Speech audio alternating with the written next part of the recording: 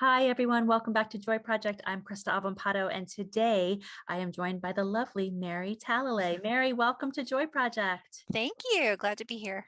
I'm so excited that you're joining us. Where are you joining us from today? I'm just north of Baltimore, Maryland. Excellent. Great. I love Baltimore. I lived in DC for a long time, and I have a lot of love for Baltimore for that waterfront and Oh, yeah. Camden Yards hmm and the wonderful hot dogs that you have at your baseball stadium, which I think are the best hot dogs. And I'm going to go ahead and start this conversation the way I always do and ask Mary, what brings you joy?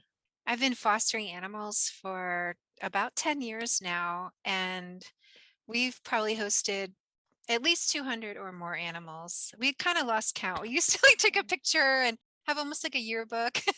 It's like Christmas morning every time you like go into the foster room and all the kittens are meowing at you, or it's a ton of work, but just makes your heart swell because I think especially the news, and all the things going on in this world, I always feel like I'm doing something to put something positive out into the universe by fostering animals. And sometimes it feels tiny and insignificant, but cumulatively, I feel like definitely helped a lot of animals find homes that would have been on the street. We have animals who are sick, and it just gives them time to heal in a quiet, nurturing environment so that they can be ready to be adopted. The best part really is the community, just the people that my family's met through fostering, and it's really consistent. We've been fostering with the same people for a really long time, and people come and go. College students will do it for a couple of years while they're in town, and then there's people who've been doing it for the Maryland SPCA for 30 years. Like they were the first fosters ever.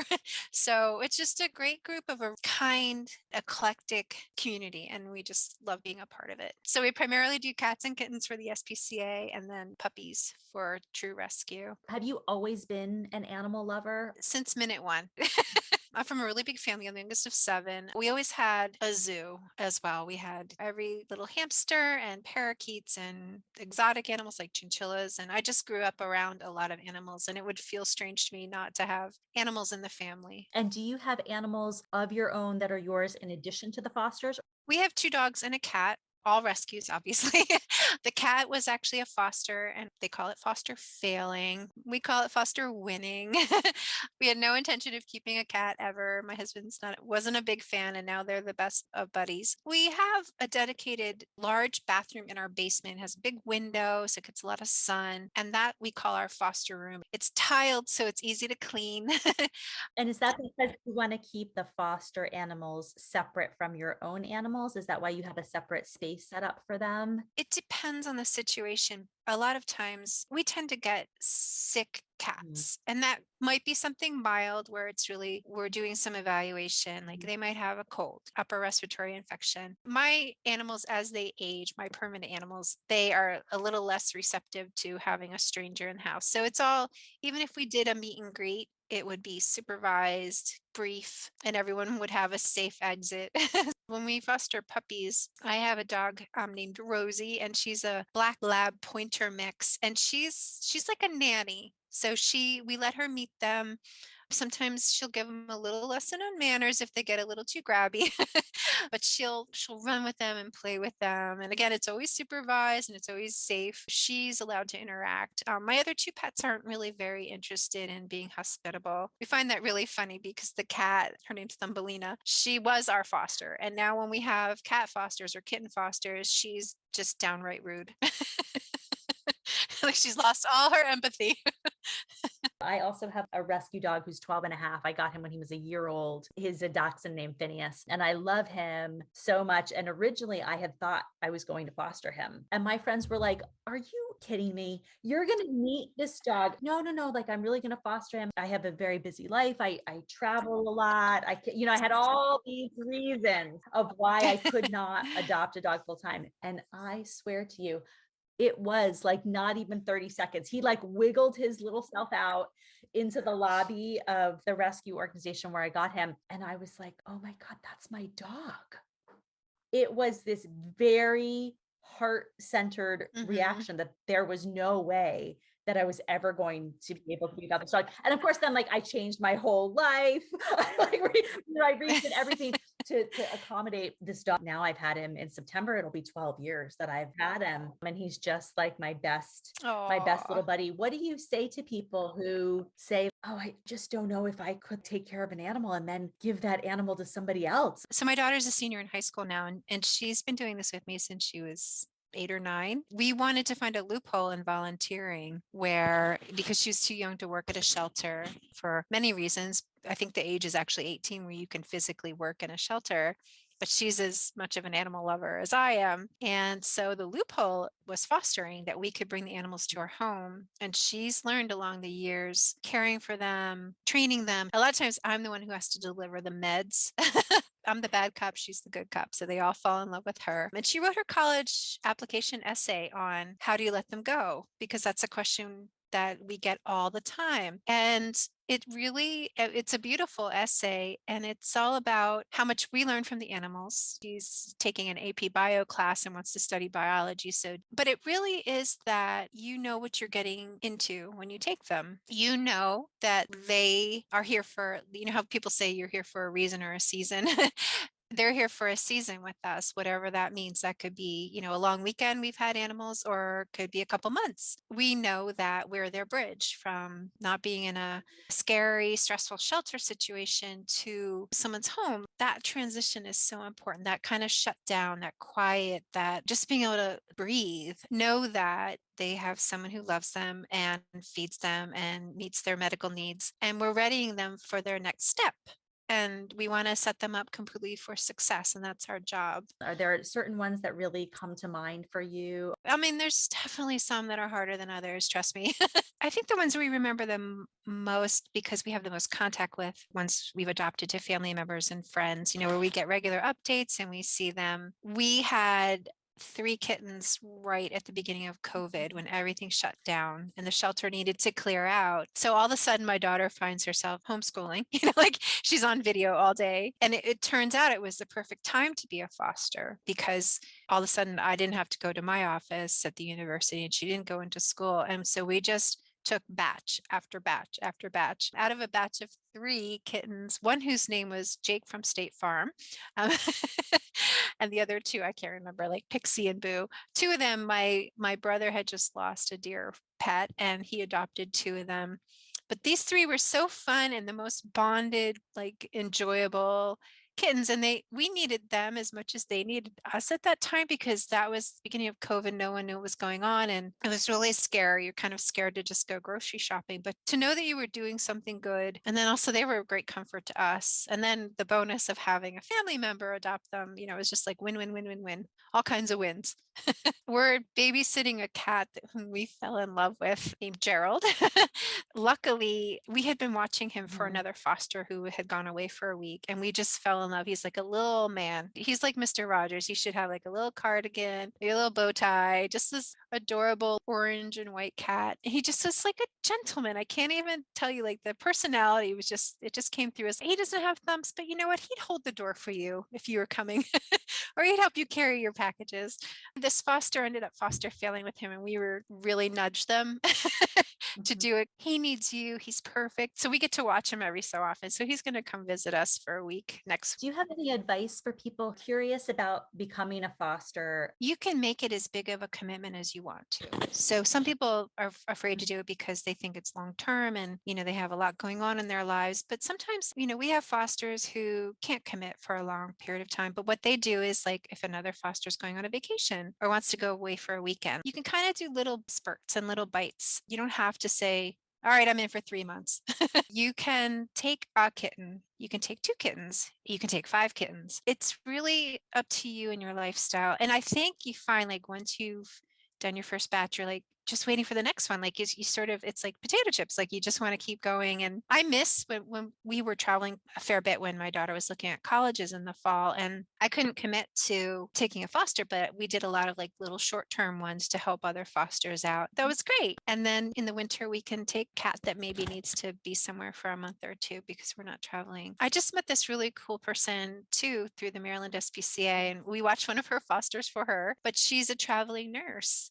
And so she was in Baltimore for 1 year and she fostered the whole time. And now she's living somewhere in the Midwest and she's found another organization and she started to foster with them. And I just think that's so cool. And the other thing too, I think people should know is that most foster organizations provide you with what you need. So they'll provide you with training. There's people you can call. Like, so I mentor other fosters who are just coming in and starting to foster. If they just need a call, someone to call, like this kitten is doing this. And I'm not a vet. I have experience and I know when to say, okay, maybe call the vet. For the two organizations where we foster, there's just so much support and like just good people and people you'd want to hang out with, even if you weren't fostering. And also with fostering, you can do other things. You can have supply drives and you can have, that's great for school kids, right? Making toys for animals or collecting food or blankets, going to events like adoption events. So there's all kinds of things you can do that aren't like a huge commitment. And if you had asked me 10 years ago, would I be still fostering and how many animals, I would have been like, no way, I'm too busy.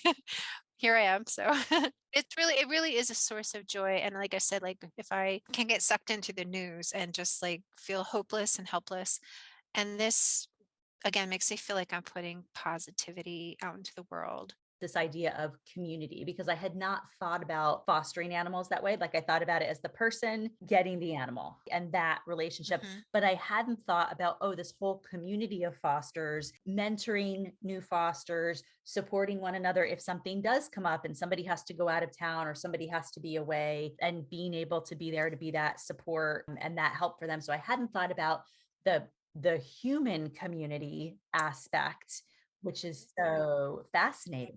There is certainly, for me, I feel like now with my dog, like over the course of 12 years, this dog has been with me through breakups and moves and a cancer diagnosis and COVID and Oh I my. mean, every Mhm. kind of personal trauma that we can imagine. And they just his presence has been such a gift. And I feel like that is the blessing of animals. This dog has given me so much more than I think I've ever given him. Like the fact that I spoil him to no end and love Yeah. doing it. But when I think about really like who Right. saved who, it is this dog saved Right. me through Right. some like dark, frightening times. Any animal I think can do that. Absolutely. Adopted Absolutely. animals, I think there's something special. It's like they know that you're their home base. Yeah, definitely. When we foster an animal, we write up this big Mhm. profile about like what they like and what they don't like and try to really like have a good match with a new family. All that's so important, just getting to know them and seeing them open up. Like, so when Annabelle's a very sweet, friendly cat, but she was a little shy. Mhm. She'd sort of just run around my basement. And now, like, her favorite spot is wherever I am. Same for my husband and my daughter. If wherever we are, she wants to be. Do you really recommend people looking at just like their own local organizations that they have in their city or their town and just getting involved that way? Yeah, absolutely. If you go to most Pet Smarts, there's like cats that they're showing and they're sponsored. So you could, if you just keep your eyes open, you'll see, we do a lot of adoption events for puppies at local pet stores. Inevitably, you do know a foster. You just don't know that you know a foster. I just was looking for a loophole when my daughter and I wanted to work with animals and she was too young, and something that I could do with work and her school, and it just really worked out. Oh, Mary, thank you so much. One, for all the work that you're doing for these animals and to get the animals ready for families. I feel like that's such an important piece of work in the adoption chain. And I'm just so grateful that you spent some time talking to us today. And I love meeting Annabelle. I hope she finds like a wonderful, wonderful home. Do you do any kind of social media outreach or any way if people wanted to know more about fostering, would you be open to having people like get in touch with you? Oh, sure, absolutely. I'm on Instagram. It's at Ta. TA_LA_LAY. Happy to answer any more questions about it because I love it. Thank you so much for joining us on Joy Project and sharing your joy of fostering animals. And just thank you on behalf of all the animals and adopted families everywhere. Thank you. Thank you so much. Thank you. Thanks for this project. This is wonderful. It's nice to have a bright spot.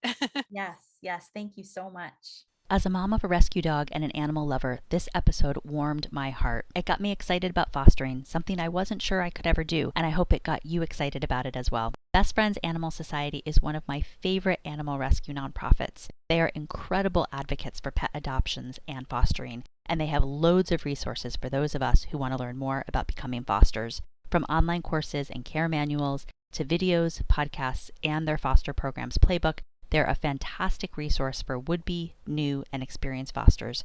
I hope you'll get involved in a way that works for your schedule. There are so many animals in need, and we can be a lifeline for them, as they can be a source of joy and inspiration for us. In the show notes for this episode, I will put links to those resources from the Best Friends Animal Society, so you can access them and take a look. Thanks for spending part of your day with me and Joy Project. A big thank you to Mary for sharing her joy of fostering animals with all of us. You can find her on Instagram at TA_LA_LAY. You can find me on Twitter at Christa NYC, on Instagram at Christa Rose NYC, and through the website for this podcast, KristaAvampato.com/JoyProject, where you can also find links to everything we talk about on the podcast, as well as show transcripts for each episode. I'll be back in 2 weeks on Tuesday, September 6th, with another episode of Joy Project. It's hard to believe the summer is drawing to a close and that September and fall are just around the corner. I hope you're finding joy in some way every day. Take care of yourself and take care of those in your corner of the world. Have a joy-filled week, and I'll chat with you soon.